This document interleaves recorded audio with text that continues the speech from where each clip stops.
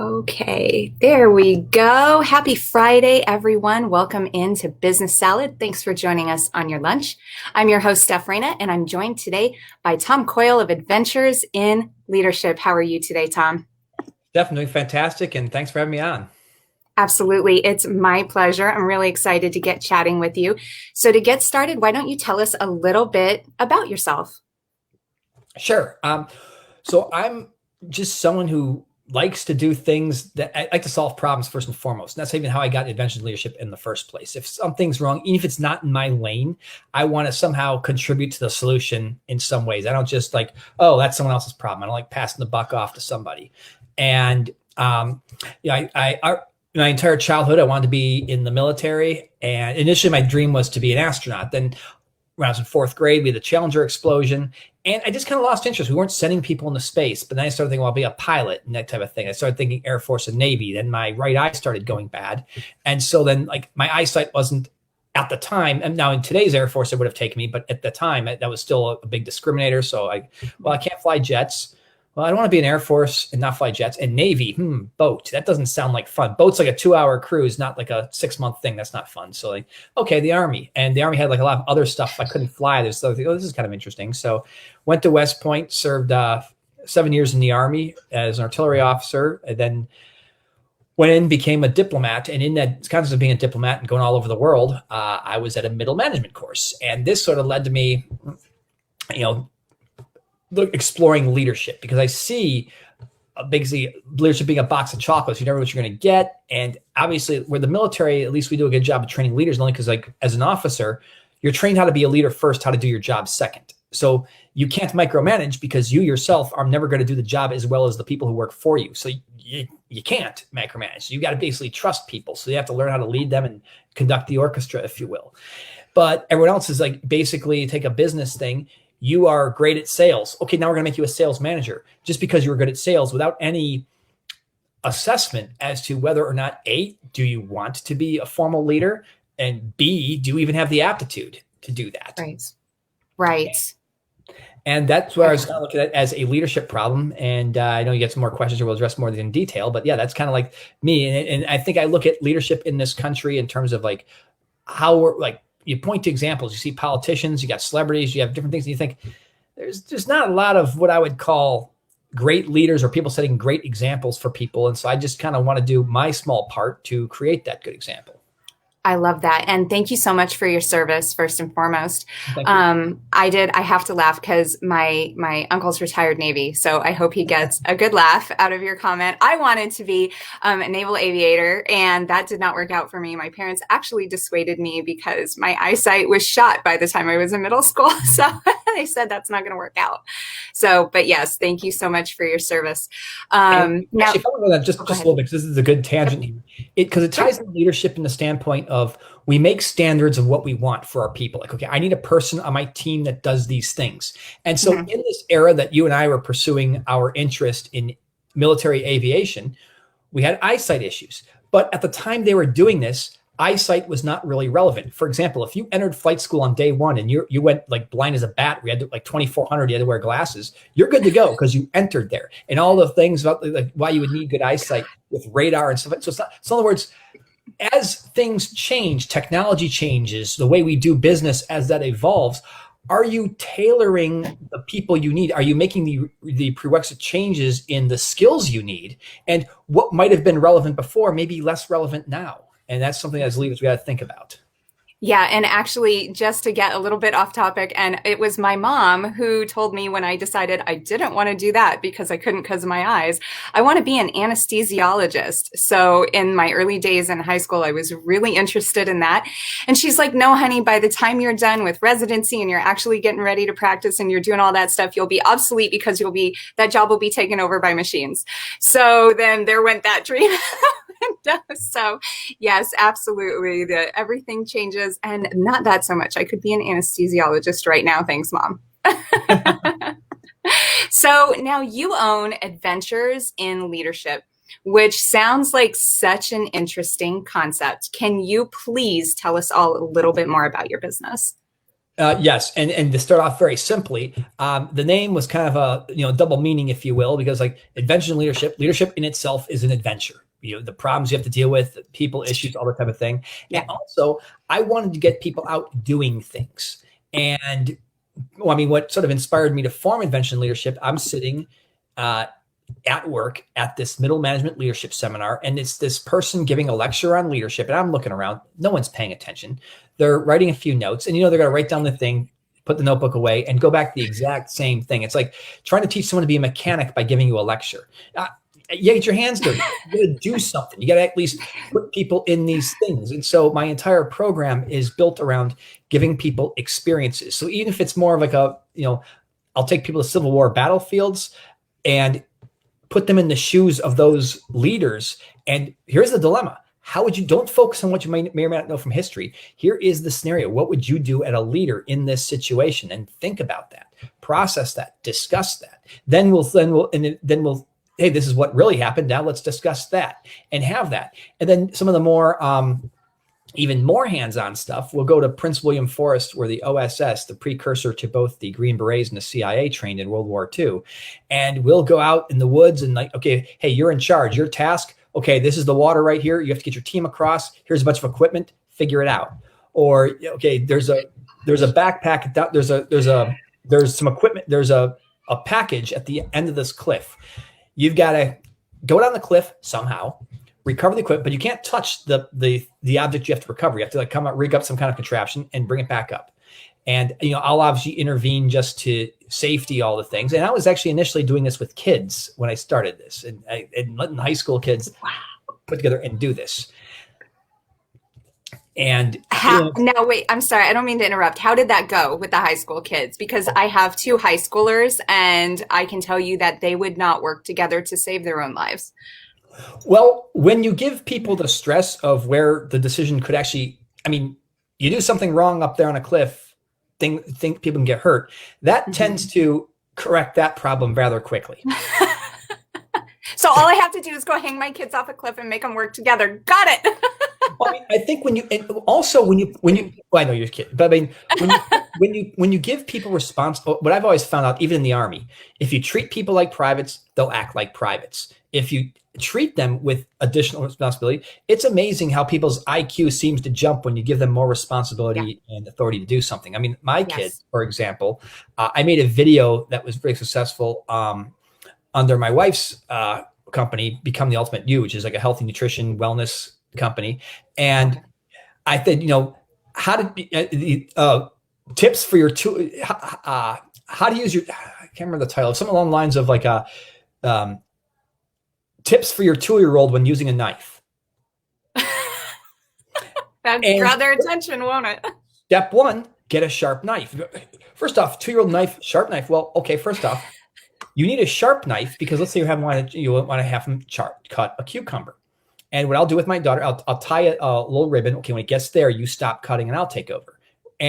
But when a sharp knife, they can keep their hand further away while they're cutting. If you got a dull knife, they're putting that hand a lot closer. So you actually have more chances of getting cut with a dull knife than a sharp knife. So you can give some distance and hold that thing way back there. And there you go. But it gives them responsibility. It teaches them that pay attention, focus on the task, and then also because they feel like I own this type of thing. Yes. And I think when I give them that ownership, and so many activities today, I read an article this all went to the forming of invention leadership. One of the reasons kids play video games, it was like, well, why are these kids playing video games? It's the one activity today that there's not an adult standing over your shoulder telling you how to do it. You go to soccer, you get an adult. When I grew up, soccer leagues didn't start till you were older. So at the younger ages, you're just on the playground, kicking around, doing things. And you lack that development. So like, this is the one thing they do. And there's not some adult, if they're playing like Call of Duty or something, I hear that's a popular game. I've actually never played that. But it's like, I could be an Army officer. You're doing it wrong. You're not clearing the room right. Whatever. They're just figuring out themselves, and they're doing it. Yes. That was it. And so I wanted to give them that where they're planning things, they are doing things. And my thing when I get the kids is I don't tell them what. Now, after the task is complete, I lead this discussion, talk about key aspects of leadership, and we talk about things like resource management, time management, making sure all your people are properly used. Understanding the strength and weakness of your team, thinking strategically, all these types of concepts. But I just say, okay, here's your task. Here is the scenario. Go forth, and they have to sort of figure it out. And sometimes I throw in something like, it will be like, for instance, I'll tell the leader, I said, I do one scenario where it's like, I take a pre-built item and I get two leaders to form up in two teams. It's okay. You guys have to build this. You have to build something. Now here's the thing. You can't look at it. I said, you can't look at it. And so now they start figuring out, so you're like, oh, wait a minute. He's saying, I can't look at it, but I can pick some of my team to look at it. Right. And then sometimes one person figured out, and it's funny, sometimes the kids figure this out better than the adults do. One of the kids just like, oh, you can't look at it. One of the kids who's not the leaders, I'll just take a picture of it and you can look at it. Like, because that's all it was. You couldn't look directly at it. So he just takes a picture of his hand. Here you go. He goes, oh, there, boom, there you go. Fun. It's like, very resourceful. You can take a picture. Yep. Or we did something on a boat. We were on a scenario was we were navigating a thing. We're on a boat. And I went to the leader. I said, okay, did you go through the checklist? Uh-huh. Mm-hmm. Have you accounted for everybody? Uh-huh. Go with it. Does everyone have a life jacket? Yep. Does everybody have a life jacket? Yeah, everyone's got a life jacket. Are you sure? I didn't have my life jacket on. But you're the instructor. Yes, but you're in charge. It's your mission. Like a pilot of an airplane, you might be flying the president of the United States, but of that aircraft, you're in charge of that aircraft. And they're like, oh, the big lesson of the ownership. Like, so you are responsible as the leader of this boat of making sure everyone is complying with the thing, including your instructor. Right. That's really cool. So how did you get from kids to corporate leaders? How'd you make that transition? So I started with kids mainly because I was like, okay, leadership space is pretty crowded. So where do I start? And what happened when I first started this, at the time, my wife and I were dating, but my now mother-in-law was saying, hey, oh my God, you should work with these kids. There was this bullying on the bus video that went viral. And it would show these kids harassing this elderly chaperone. And these young people need to be, whipped into shape, using her term. So I like, this is good. Plus they're less cynical. I mean, if I try to bring some of the corporate America and training to jump really quick to corporate America, it's always done because somebody messes up. And so you've already got the arms crossed. Okay, who screwed up this time that's making me take this training? And, everything from you have harassment training because somehow a 40-year-old man did not know he's not supposed to touch somebody type of thing. So we're all going to sit through training instead of firing somebody who, come on, you didn't know you can't do that? Really? In 2021? That's news to you? Okay, but let's all check the box, give them some training. So we're all going to go through training so this never happens again. It's like, all right. Oh, it's leadership training. Okay, so somebody must have done something to create a hostile workplace. Now I have to sit through this crap because, Sam screwed up. I actually had a video on LinkedIn, one of my other video, why your training program sucks. Because it's all like someone screws up, so let's do training. As opposed to, hey, we got some bright rising people here. Let's give them some additional tools to make them better. So as they rise to the ranks and be in charge of people, they do this right. And so they got to change the formula. So with kids, I could start from scratch. And then how I got in the corporate world is kids coming, oh, this is awesome, doing all this stuff. And then parents going, hey, can you do something like this for my company? Yeah, sure. And it kind of evolved more to the battlefield stuff because while there would be some initial enthusiasm of going out in the woods and doing things, and because I was clearly going well beyond the trust fall concept, it was, well, that takes a lot of time and effort. And, maybe some people had varying degrees of, fear of heights, this kind of thing. Well, then it came up, well, hey, Gettysburg. And then it also kind of coincided with the interest also coincided with the publication of my book, Leadership Lessons from the Battle of Gettysburg. So that the book was, I got getting clients with that. People would read my book, and the book was deliberately relatively short just because I could carry it around to networking events, hand out my book as a business card. People read it. Oh my God, we got to book this guy. And so I got a lot of kids in the book, and then the parents just observing their kids and what the kids were doing. Okay. And it is funny because when I do some of these activities with the kids just start doing things. Or even if I don't nominate a leader, I just say, here's a problem, figure it out, because sometimes it's good to see who rises up or who does what. The kids execute. The adults, they start debating who's in charge, and they're trying to establish Oh the boy. change. And I sit back. I love this. You guys know you only have 40 minutes of the task. You spent the first 20 minutes trying to debate who's in charge. Yeah. Oh my gosh. See, and I'm the person where, first of all of that sounds so fun to me, like going out and figuring out those strategic scenarios. And that's right up my alley. I'm like, oh, can I just do that as an individual tour and we discuss that stuff? That sounds really fun. But I would be the person who would immediately jump in and try to take control. And you're probably analyzing me right now, but that's where I would be in that scenario. And then I would just wait and see. I don't know if you're familiar with the Enneagram or Enneagram. Everybody says it differently, but I'm an 8, which is defined as the challenger. So I will challenge the status quo, and I like to take charge, and then people can challenge me. And if they're valid, I will listen to them. I will let them take charge if I feel like they're more apt than I am, more able than I am. But otherwise, I'm like, nope, come on, we're getting this done. The thing is, that's all what this training shows you too, because even people who aren't self-aware are going to learn some things, and you learn some tools. Like one thing I had learned, because I'm in some ways like that. I'm the what was the thing I took? One of my coaches, I took something called, oh gosh, this is escaping. It wasn't DISC, was it? How to Fascinate, or fascinate.com or something like that. Okay. And I'm the change agent who always challenges the status quo, always looks for the new, better way of doing something, always trying to build a better mousetrap. So as I'm in formal leadership positions, I had to train myself to, let's just let someone else talk. Then if they're like, their ideas are stupid, then I'll jump. But I at least gotten the point of, let's let them go through their own thought process, because part of that's a training mechanism too, because if I'm always the one innovating, I'm not training the people who need to learn how to innovate to one day take my job. So, yes. So that that was a learned skill for me. And so that's just like so people go through this, they kind of learn some things and say, okay, that can be good, especially in a crisis moment. We need people like you. We need people like you. And everyone's like panicking. Okay, here's what we're gonna do. Here's the plan. Here's what we're gonna do. Let's go. And when the crisis is there, you gotta start doing something, and you can't just wait. You just gotta start doing it. So that's needed at that time. But then when you have something that's more relaxed, then and I had to learn this skill too. You kind of step back, let everyone else kind of come with their ideas, and let them do that.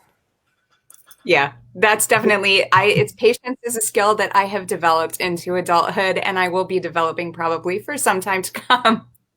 So it's one system I create myself for that. Like if I was like kind of saying, hey guys, here's a challenge. I want you guys to brainstorm a couple of ideas to propose to me. And then I'll leave the room. Because if I'm in the room, I'm going to just start chiming in my ideas, that type of thing, because I can't help myself. No matter what kind of things I put on me, it's going to do. So you want to say, I'm leaving. I'll leave the room. You guys do this, and then I'll come back at a certain time. And so I just have to remove myself from the room. Otherwise, it's just going to be me. I like that. I like that idea. That would be me too. So is there a specific type of leader or team that you prefer to work with? We'll just stick to the corporate environment. Yeah.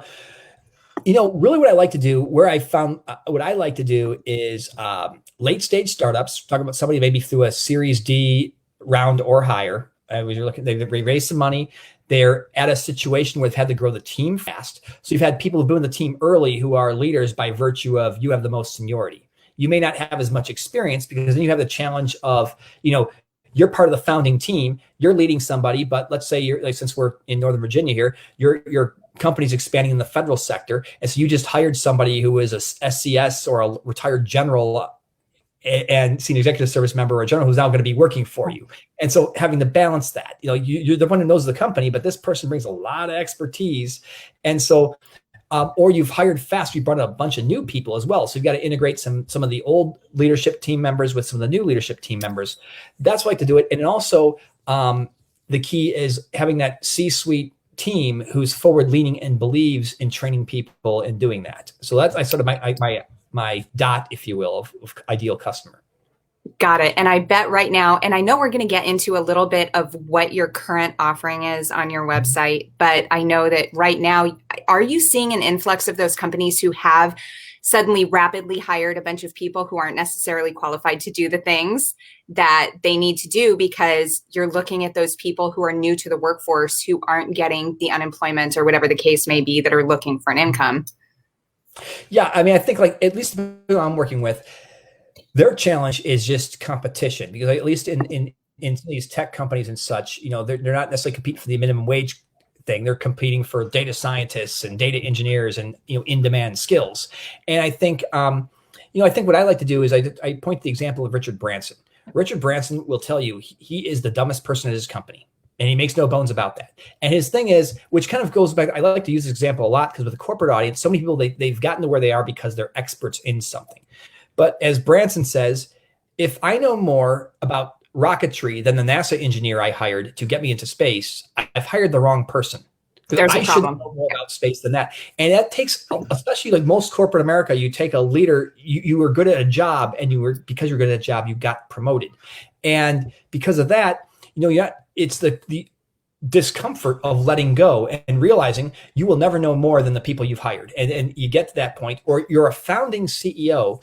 And now because you had a cool tech idea, you brought it up, but now you're used to being the innovator, but your company's grown so fast, you can't be the central figure to the innovation. You've got to now rely on people to do things.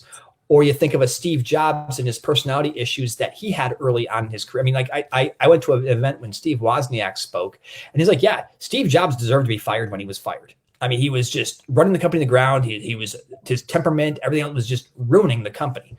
And we all remember the Steve Jobs that came back, like, well, why did we ever fire this guy? Well, he changed dramatically. Right. What he was, where he is. And so I think just because you may not have life doesn't mean like, so I'll tell you what, when I came out of the Army, shows like my sweet spot for this stuff.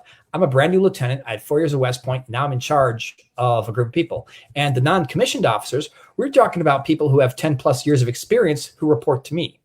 And so having to understand that, like, my role is to give them resources. My goal is to conduct the orchestra, get them, they all have their individual contributions, their skills within the sections and squads of my unit. They all can do something. My job is to get them all together as a team, give them what they want, give them the guidance so they know, okay, how do they fit into the grand picture, what's going on there? But to sit there and try to think like, yeah, I know more than you. Yeah, no, that's just not going to fly.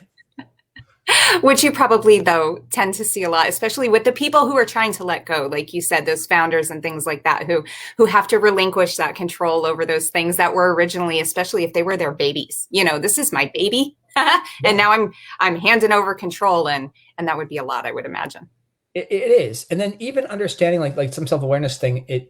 This ties to leadership, where someone says like, and I've seen, there was a gentleman who I came across who was very astute. And what he did is he was the CEO, but then, he said, what I really need to take this to the next level, I need a CEO. And so he retained the chairman title, but he had a CEO come in and be the CEO and actually run this large organization that he was not in there. And plus the other thing about him is he's always great of coming up with the idea, getting, and building a team around that. But once it's become a team where the company's transitioned, now your role is, keeping the trains running on time and creating systems. He's less interested in that. So it's like, okay, then after a while, he still retained chairman, but he's formed another company and he still retains his chairman position, but he's, now he's kind of doing his own thing. He's going to build that up, then put in a CEO and move on to the next thing. 'Cause he's realized, yes, that's what I'm good at. And then I need someone who's good to manage things, conduct the orchestra, get this team. Now that they've been built, we've got our concept productized. Now we just got to get it to market and do all the mundane things I don't like doing. And that's when the CEO needs to come in and do that. A new CEO. Yes. And having the ability to choose a good CEO to put in those positions, a strong CEO is also a skill. So now with the teams that you've worked with in the past and all of that, do you have, and you don't have to name the team, of course, we understand, but is there like a favorite experience that you've had, or maybe like an aha moment that you saw during one of these scenarios that you give them that really just stands out to you? Oh, gosh. I'd say there's two instances. One was I just took a group of senior executive service members. They were in some kind of training thing, but they were like across the government and giving them training. And what I thought was good about that is you get some bureaucracies who have a reputation for not working well together, but just seeing them participate, even bonding during the experience. I really watched that and like, oh, the person who works for this agency isn't the doofus I thought she was, or or she's brilliant, or oh my God, John Smith over there. This guy didn't know. I just think he didn't know what he's talking about. Oh, but now I see, because talking to him, I understand the constraints he faces in his organization and why he thinks the way he does. And there's some perspective there. And you see them all come together and think, oh, okay, there you go. And then people understand each other. They become closer while learning these lessons. And they all start thinking like, if you run into a bad example, you feel it's, oh yeah, that's me. Maybe I need to change a bit. And you sort of see that in this reflection. So that was always good. That's right. And the other one was a tech company that I worked with in the area, and they really it was really good. That CEO, they just got some Series D funding, and they want and the CEO was like, we really got to get a program here, get opinions. So we brought key members of his team in there, went to Gettysburg, and really kind of brought the team together. And one thing we wanted to do too is that's why when I do Gettysburg, I have like my standard thing, but I like to work with companies to get certain things out of it. And one thing to do, what they wanted to do too, is to help them understand how not adapting to technology can make you irrelevant. That they would help formulate that in when they deal with their customers. But like, for example, there's lots of examples in there. General Sedgwick, which is funny, he's telling his troops why are you getting on the ground? Their rifles can't reach us, as the bullets are whizzing by his head, because when he was a young officer, the rifles didn't have that kind of range. But now you had rifling inside the barrel, so the physical weapon looked the same as his Mexican war days, but suddenly it's going a lot further, and so there's the disconnect there. It didn't really keep up with that. Or Robert E. Lee, and we'll talk about this in a little bit later in one of the other questions here, like go into more detail. Pickett's charge. Most of us today look at a contemporary thing when he goes up the middle at Gettysburg. Well, that's just dumb, because we've all seen war movies with machine guns. But when you take it to the context of his day, that used to be a great form of attack, the way he did that. And it made sense from what he was as a junior officer and what he studied at West Point. But by the time he showed up at Gettysburg, that was now obsolete because of technological advances. I got it. And so I know that we're mentioning Gettysburg so much. And I know on your website, your current experience is battlefield to boardroom. Please tell everybody a little bit more about that. I was so excited when I read it. And I hope to gosh, my husband's watching. Ron, are you watching? Because he loves all of that era. He loves all of this stuff. He also loves whiskey. He'll get to that, people. Don't worry. And I just literally twice a year, he makes me watch the Gods and Generals movie with the 2-part, and it's like a big deal in our house. So I can't wait for you to discuss this experience. Yeah. So what we started doing, and briefly, when COVID initially hit, I was like, all right, well, there goes my Civil War stuff this summer, because all the companies were obviously backing out. And so I started shifting focus to an online experience, but I tried to do online with Gettysburg. Didn't resonate as much. So I started teaching AI for decision makers. And that was it, kind of doing the COVID thing. But then when we came back to here, we were kind of like thinking, okay, now the economy's starting to open back up. Maybe people are kind of ready. You've been, you're zoomed out. You just want to bring people together. So the idea was to kind of rebuild your team after COVID was one of the themes we want to do. Let's bring everybody together. Perhaps you've hired new people, or you just haven't seen people in a while. Let's get everybody together, rebuild the team. And then the other thing about, battlefield, the boardroom, right now, obviously Afghanistan's in the news, but throughout these last 20 years, there's been a lot of people taking interest in things related to the military. People wearing there's military lifestyle T-shirts, people wearing those around whether they've served or not. Military, and people are just having general curiosity. And I think people understand there's this big push for hiring veterans. And I think people are having more of an awareness that, wow, if they know nothing else, okay, combat, that's stressful and people got to do things. So trying to highlight that, what they're doing here is making the same decisions you have to make, but the stakes are high. People's lives are literally on the line. And so you can clearly learn from people who had to make snap decisions in the stress of time, with the stress of someone's life being on the line. Most of us in the corporate world aren't going to, most people aren't going to die because of a decision you make, but you can at least appreciate the stress and the thought process and apply these combat lessons to the boardroom and take something that's fun and interesting. And, obviously the Civil War is even more topical now, because we're having a lot of discussions in this country about our history and that type of thing. So the Civil War is having, more interest. I've seen spikes in my book sales. And honestly, when I first rolled it out, I had a big promotional thing for it. And I really haven't done as much to promote it lately, but I just see these spikes in sales. And I go, oh, wow, people are buying it. I don't know exactly for sure, because they're buying it off of Amazon. They have the data, but I'm guessing people are going down Civil War rabbit holes and coming across my book. And I'm certainly not disappointed by that. That's right. And so that's just the concept right there is get people to understand, take this. And the thing about the historical lessons, why I like history, and Gettysburg in particular, I like history because, it's like having a mentor. Someone's already been where you are. And And you also can talk about the outcome. It's one thing to say, well, a good leader should do this. It's another thing to say a good leader should do this, and here's an example of what happened and why this person was successful. Or here's something to avoid as a leader. And oh, by the way, this person made this mistake, and look what happened as a result. So you could actually tell the whole story through history. And oh, okay, that's what happens. And I think people can appreciate the concept that no matter how things change, people issues are still with us, and those don't ever go away. Yeah, absolutely. So if we have a team, like let's say that our insurance team books with you guys for this experience, what do we do that day? So yeah, what we do is we basically what I'll do is what I found is most people, especially in this area, first, and that's the other reason at Gettysburg is because it's you can drive from the greater DC area. It's not that bad of a drive. It's easy to get there and then spend a day and come back. So what you do is basically I tell people, because for instance, people come from Maryland, some people come from Virginia. So like you get to Gettysburg, I can work with them to coordinate transportation, but usually everyone just arrives to Gettysburg at themselves, and we convoy around we'll then consolidate cars and go drive to various spots of the battlefield, and we'll get out of the car. And we'll talk about the lesson. And what I'll do is I'll frame a lesson, and this is one of my favorite ones I'll share with you, is because it's a common dilemma. So you're Jeb Stuart. You are not sure Jeb Stuart. You are wrong general. He's my favorite general. He's my favorite general, and I've just now I got him all in there. I remember Tom Berenger playing him, and now I'm just. Oh my gosh, where's my husband? I don't know. I'm awful with this stuff. There's Longstreet. General Longstreet. Okay. Glad you came up with it.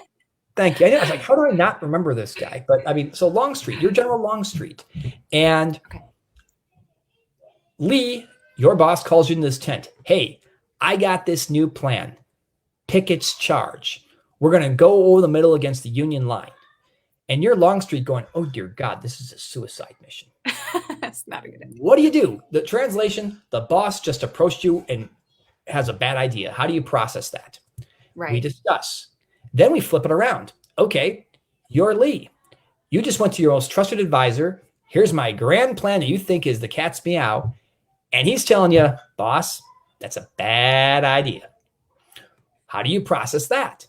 And then going back and forth. And then even like some anecdotes about how Lee's pulled off the impossible in the past and all those kind of things. So and then have these discussions to think about it. And then really understanding at the end of the day, there's no right or wrong answer. And something about leadership is, well, people are going to complain anyway, so you might as well do what you want, because damn if you do, damn if you don't. But then even tying it into, then you talk him into like, okay, what was Lee not considering? And one thing he did not consider, in Longstreet, not as bluntly, but pointed out, one of the things is like when Napoleon, and Lee studied Napoleon would attack the left flank of an army unit, then he would attack the right flank. And what happens every time you attack a flank, they pull troops from the center to reinforce that side. So the center would be the weakest part, and you plow right through the middle. That Union did the same thing. They kept pulling troops from the center. So on day one, it was the right side. Day two is the left side. Middle's the way to go. Well, the improved accuracy of rifle and cannon, thanks to actual rifling inside the barrels, made the weapons far more accurate. So Lee didn't account for that. Didn't keep up with the new developments that changed since he was a line officer. And what would have been probably a successful mission only 20 years before was now a suicide mission. And so I like Gettysburg because and I do other Civil War battlefields like Manassas and Antietam, but Gettysburg, I think people know about this. There's a certain allure to Gettysburg, and people know about that. And one thing I picked that is, people say, well, if you talk to I talked to a European Army officer, and this when I was in the military, and we took him to Gettysburg. And he said, I've always considered the Civil War your real American Revolution.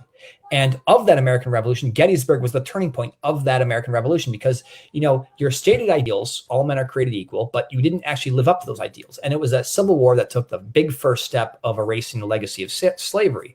And so this was the turning point, if you will, of your country. And I had that perspective like, now there's a famous battle. Yes, it was the turning point. But you think about this whole thing and where we are today, it comes down to Gettysburg. So I thought because of the historic significance of it, of all the battles, it's my favorite. And there's just so many great lessons on leadership and people issues that you can take people through. And the last part of the day, which you alluded to, is I had started this last year, which obviously didn't work out, but I partnered with a whiskey distillery in the Gettysburg area. And then we have a whiskey tasting afterward. Oh, you're speaking to my heart now, Tom. It's funny, in 2020, before we waved off because of COVID, I would jokingly say about half these companies signed up by saying, hey guys, we're going whiskey tasting. Now we're going to have to spend a few hours listening to this Tom guy talk about some of Gettysburg, but we're going whiskey tasting. So we'll drink at the end. It's okay. So pretend you're interested. No, but I love it. Right? I know. Just pay attention for a little while and then you'll get some whiskey. That's hilarious. Oh my gosh. I'd be there. If I wasn't interested otherwise, I'd be there. Yeah. Well, oh my God. I joked with one of the companies like, hey, we went to the whiskey tasting. So I said, yeah, here's what I'll do. What I'm going to do is, I'm going to set the glasses all out there filled with the whiskey. I'll say, okay, you tell me one lesson you learned today. I don't know. Oh, I guess you don't get your whiskey. How about you? That's a fabulous idea. Oh my gosh. Oh. That's great. That's what I'm going to do with my teams from now on. I'm gonna have that reward. Okay, guys, what did we learn? I love it. That's great. So now I know that you just talked about your favorite type of lesson that comes from Gettysburg. So if you had to tell somebody one thing that they should take away from the Battle of Gettysburg, what would that be like? To expand on what I just mentioned, I'd say this. Technology changes, places change, names of people change. The leadership issues, you go to Gettysburg, you're going to sit there, oh my God, this is my office. I've been in this situation. You're not going to go in there, and this is why I make it a leadership course. And every once in a while, I get the historian who wants to get really into the weeds about Civil War tactics and that type of thing. I'm like, no.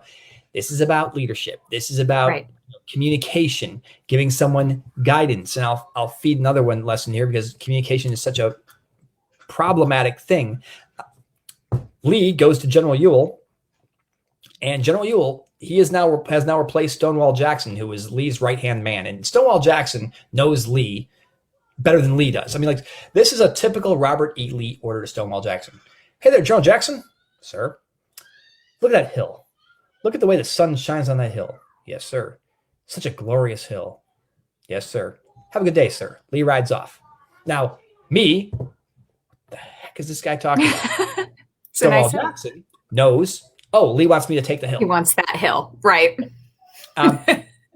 This problem happens when General Ewell now takes over. Now, Jackson would go to Ewell and say, Ewell, I want you to do this. Very clear instructions. So now he's working for Lee. Stonewall Jackson's dead. And Lee goes, I want you to take that hill if practical. So Ewell's first time commander. You didn't fight at night. I don't think it's practical. We'll do it in the morning. Lee's furious because what he really wanted was the hill taken at all cost.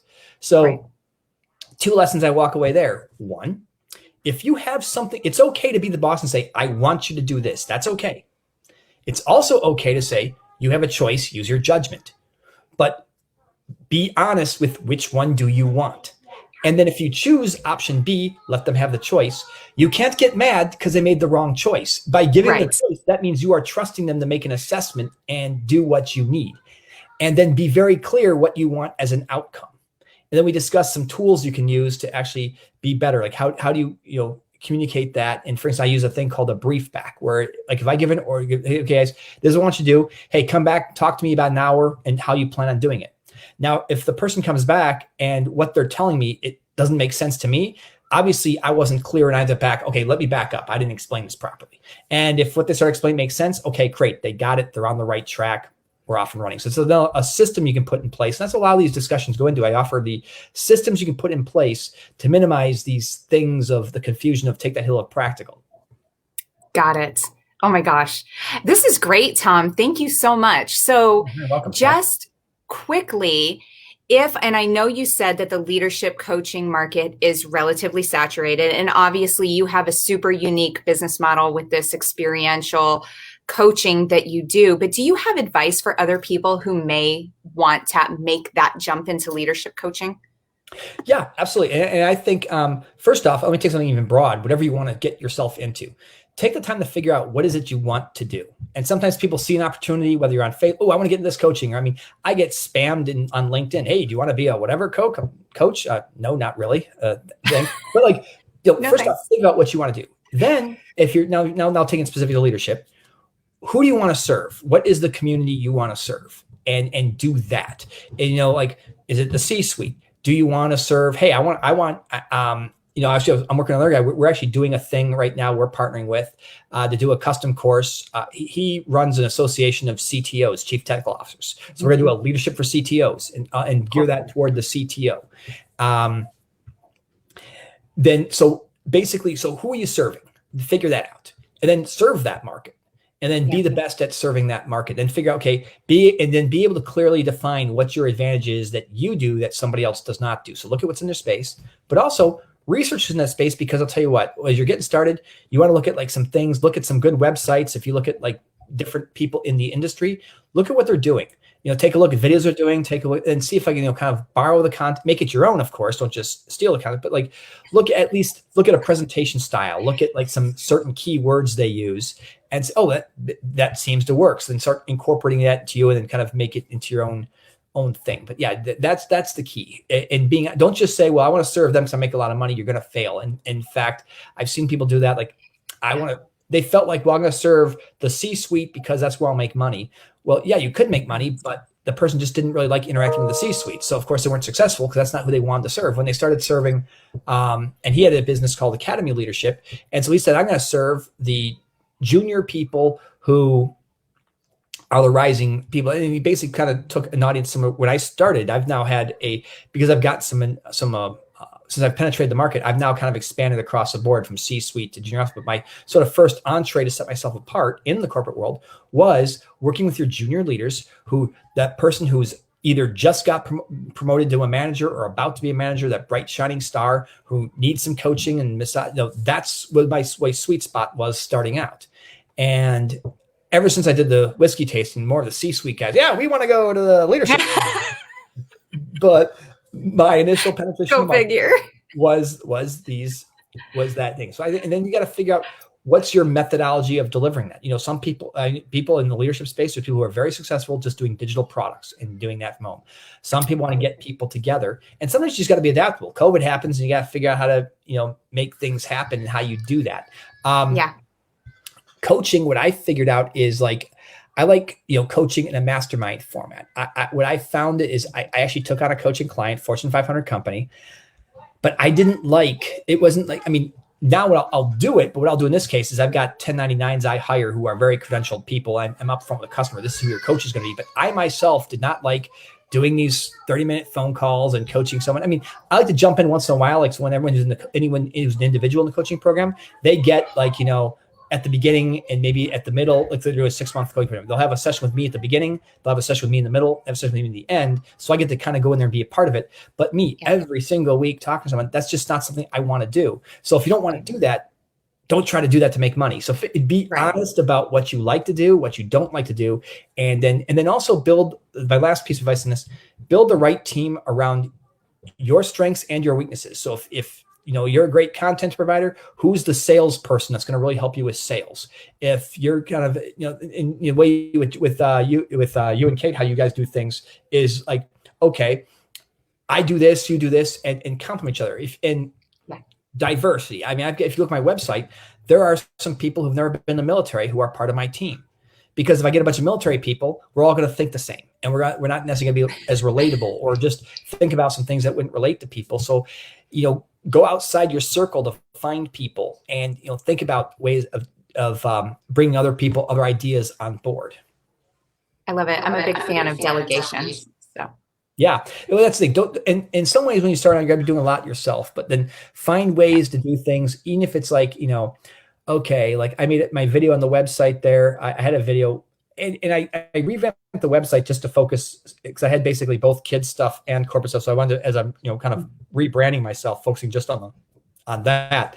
But my video with kids stuff, I just went on Fiverr.com and had a guy take some video clips I made, and they did the video, had this wonderful woman do the voiceover, and it was a great video, saved me a lot of work. I put in some money, but I just freed my time, and they did the video far better than I ever could. Yeah, absolutely. So now, Tom, if people wanted to find you either on the web or social media or wherever that might be, where can they check you out? So on Twitter and Instagram, I'm tcoyle97. Or Okay. no, sorry, Tom Coyle. Actually, no, let me check that. You Actually, better check it. You're as bad as I am. I do the same thing. I'm like, wait, I'm not sure. Hold on. What's my handle? yeah, T Coyle 97. I was right the first time. Good Um, job. and on LinkedIn, I'm Tom Coyle. You find me on Okay. LinkedIn. You find the Tom. There's a few Tom Coyles on there. Find the guy who looks like me, then that's me. Um, my email address, you can reach me at tom@adventures, the letter N, leadership.com. Okay. And yeah, so those So are the ways you can contact me. And I'm also, I write on Medium, so if you want to like see some of the articles and things I've done, you can go on medium.com, search my name, and see I have a lot of content where I like discussing issues as it pertains to leadership, using the power of story. Things I've used: sports, I've used business, I've used okay. foreign policy, all these in history to just kind of shape these things. My best article is Leadership Lessons from the movie Red Dawn. It takes Really? I'll have most to of the check that out. thing. That's cool. And for our viewership, I will put all of that in the comments for you, and I will put in a link to Tom's book as well because he mentioned it a couple times, so you can check that out, and we can keep boosting his sales. Right. Awesome. Well, thanks so much, Tom, for joining us today. I hope you have a great weekend, and everybody out there watching, we hope you have a great weekend too, and we can't wait to see you next week. Thanks, Steph, for Bye. having me on.